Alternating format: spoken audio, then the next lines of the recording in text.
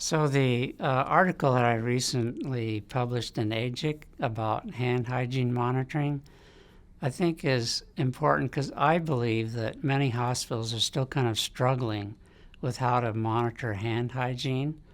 Most hospitals are still using direct observation, but because of some of the limitations of that method, there's considerable interest in automated monitoring systems. So some of the advantages of direct observation include the fact that it's really about the only method we have right now to monitor all 5 moments of hand hygiene as described by the World Health Organization.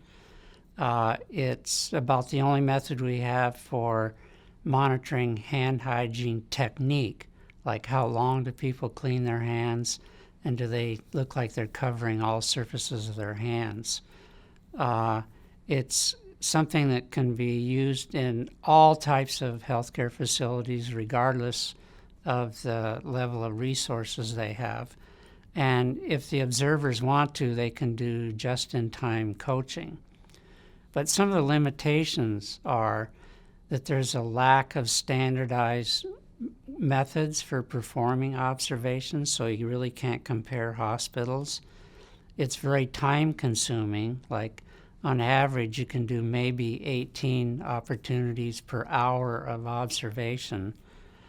There's almost always a Hawthorne effect, which sometimes can overestimate compliance by as much as 2 or 3-fold. And the other thing is that by observation, you can really only monitor usually less than 1% of all the opportunities that are occurring. With the automated monitoring systems, probably the simplest type is to just put electronic counting devices in dispensers, and this allows you to detect how many times people are using the dispensers. So it gives you some useful information about hand hygiene frequency, but it can't tell you anything about compliance rates. So I think most of the activity with regard to electronic monitoring are the use of these systems called either group or room activity monitoring systems, or systems that use badges. And I think some of the advantages of the electronic monitoring systems, either group or badge-based, is that you can record many, many more opportunities for hand hygiene than you can by observation. There's little of any Hawthorne effect, and with a badge-based system, you can actually get compliance rates for individual healthcare workers. One of the concerns that many people have about the electronic monitoring systems is that they don't monitor moments 2 and 3.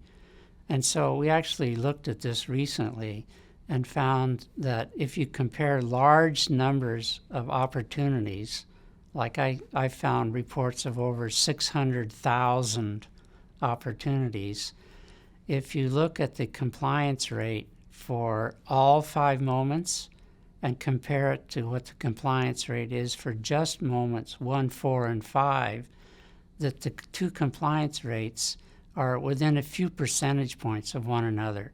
So if the electronic monitoring systems accurately reflect moments 1, 4, and 5, then you will have a pretty good idea of what the compliance rate is for all 5 moments.